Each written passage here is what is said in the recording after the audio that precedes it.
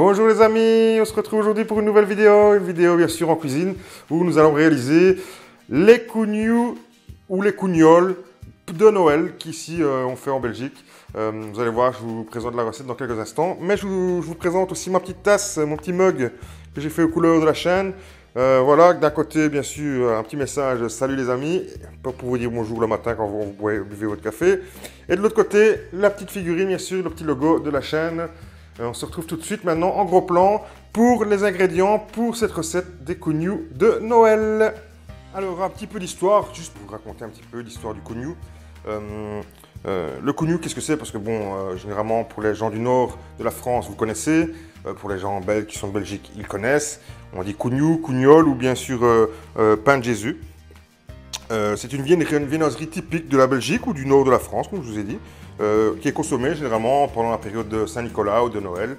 Et bien sûr, on l'offre généralement aux enfants le lendemain, le jour de Noël, en déjeuner. Généralement, ça s'accompagne d'un cacao chaud ou d'un chocolat chaud. Voilà, tout simplement, le jour de Noël. Et alors, il s'accompagne de la pâte généralement avec du raisin sec, des pépites de chocolat ou du sucre perlé. Pour ma part, aujourd'hui, on va faire celle avec le sucre perlé. Mais bien sûr, vous pouvez bien sûr combiner sucre perlé et raisin sec. Mais il va falloir juste diviser les portions que je vais vous donner en deux. Donc ici, ce sera 200 g de sucre perlé. Vous mettrez 100 g de sucre de raisin sec et 100 g de sucre perlé. Pour le chocolat, même chose. Donc le chocolat s'accompagne tout seul le chocolat, de pépites de chocolat. Vous mettrez 200 g de pépites de chocolat à la place du sucre. Voilà, tout simplement. Voilà pour la petite histoire pour les cougnoux. Maintenant, passons aux ingrédients et à la recette. Alors, vous allez avoir besoin de 600 g de farine. Voilà, que j'ai déjà mis dans le bol verseur. Vous allez avoir besoin de 20 centilitres de lait tiède, de 100 g de beurre. Vous allez avoir aussi besoin de 40 g de levure fraîche ou de 10 g de levure déshydratée. Moi, j'ai pris la déshydratée parce que je n'avais pas de fraîche. Vous allez avoir besoin de 50 g de sucre en poudre comme ceci. Vous allez avoir besoin de 10 g de sel, une cuillère à café plus ou moins. Vous allez avoir besoin de 4 œufs. Ça, c'est pour la pâte. Ensuite, on ajoutera bien sûr le sucre perle qui est ici. Il en existe deux sortes. Il existe du tout fin. Et en dessous, vous allez voir, j'ai du plus gros. C'est mieux de prendre le plus gros. Ici, on a pris le plus fin parce qu'on s'est trompé. Celui-ci est spécialement fait pour le moment pour les chouquettes. Mais ça va aller très bien, sauf qu'il va fondre beaucoup plus. Et on va moins retrouver les morceaux de sucre qu'on aime dans le cougnou. On aime retrouver les gros morceaux de sucre. Et bon, celui-ci, comme il est plus fin, ben, il fond un peu plus vite. Voilà, tout simplement. Donc c'est juste une question de goût, ça va fonctionner parfaitement. Mais pour question de goût, veuillez prendre les plus gros. Ensuite, on aura aussi besoin d'un peu de lait et un jaune d'œuf pour faire la dorure. Mais ça sera vraiment pour la deuxième partie de la recette. Voilà, on se retrouve en gros plan avec le robot. S'il n'y a pas de robot, vous pouvez le faire bien sûr à la main, il n'y a pas de souci. Bon, moi, par souci de fainéantise, je vais le faire au robot. Alors, on peut mettre le sel à l'intérieur. Le sel, qu'est-ce qu'on fait? On prend et on le mélange, bien sûr, déjà une première fois. Une fois que le sel est bien mélangé, voilà, on vient rajouter le sucre.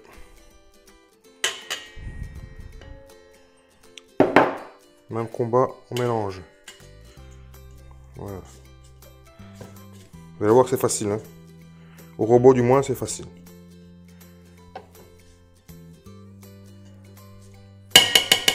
Voilà. Vous mettez la levure avec le lait. Vous pouvez le mélanger. Voilà. Et bien sûr, nous allons incorporer aussi les œufs au milieu.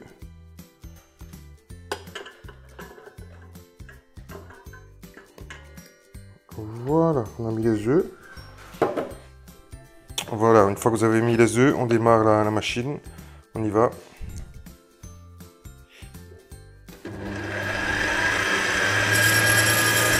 Et on incorpore directement le lait.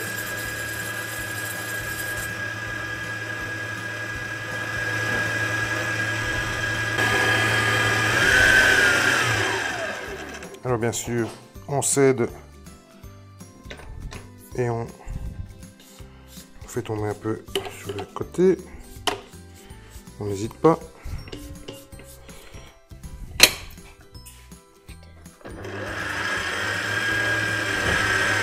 Maintenant, bien sûr, vous allez faire tourner l'appareil pendant 10 minutes sans arrêter pour bien tout mélanger pendant 10 minutes. Voilà, on est parti et on se retrouve juste après. Pour vous, ça va être plus rapide, mais pour moi, ce sera dans 10 minutes. Avec la magie de YouTube, ce sera tout de suite.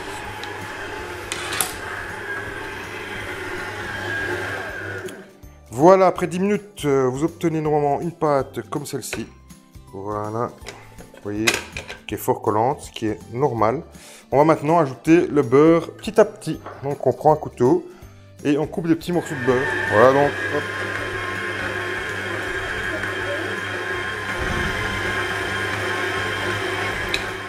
Voilà les amis, donc lorsque j'ai remis le beurre petit à petit, j'ai attendu plus ou moins 5 minutes, on va dire, et voilà, vous allez avoir une pâte qui est collante, mais qui est normale, qui est comme ça. Donc on doit obtenir cette pâte. Et maintenant, bien sûr, le moment le plus difficile, c'est laisser reposer la pâte pendant 1h30. Donc pendant 1h30, on la met dans un coin le plus chaud, sans courant d'air. Pour moi, ce sera le four. Et voilà, vous mettez ceci dans le four. Si vous l'accélérez, vous mettez un verre d'eau chaude dans le four et vous pourrez accélérer de un quart d'heure, 20 minutes le truc. Donc ça doit doubler, voire tripler de volume. Vous mettez un petit linge au-dessus, petit torchon. Et on met ça, pour ma part, au four. Le four éteint, bien sûr, hein, pendant 1h30. Jusqu'à temps que ce sera doublé de volume, voire triplé. Allez, pour vous, ce sera tout de suite, mais pour moi, ce sera dans 1h30. Voilà, les amis, ce que vous devez avoir à peu près, la pâte a bien doublé de volume. Maintenant, on va la débarrasser sur la table. Et on va former les petits pâtons et incorporer le sucre. Voilà, le sucre, le chocolat, ou le raisin, ou raisin sucre, ou rien. Puisqu'on peut aussi les faire nature, bien sûr.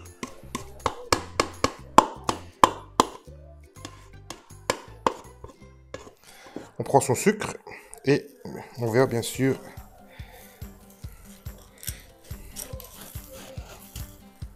voilà, c'est mieux d'avoir des plus gros morceaux de sucre comme ceci.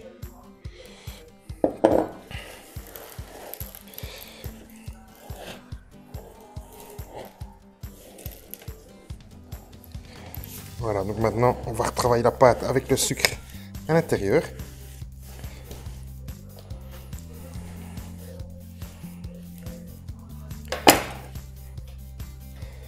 Alors, ce qu'on va faire, c'est qu'on va prendre des morceaux.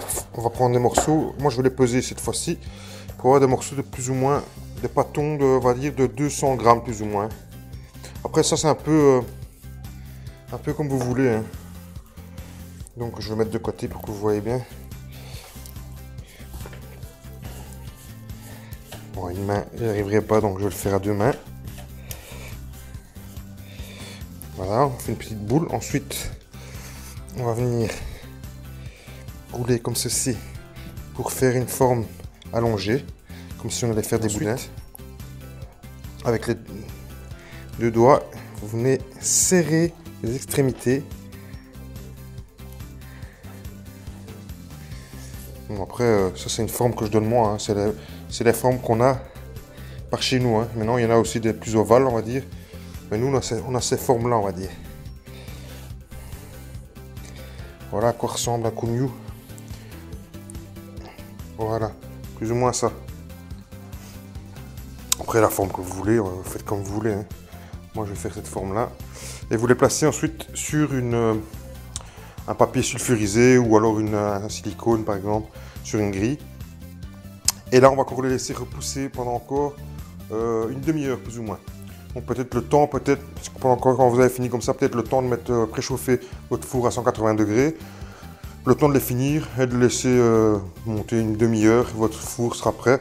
Et ensuite, on se prend en fourner. Avant ça, bien sûr, on aura mis la dorure, mais ça, je vous le montrerai tout de suite après.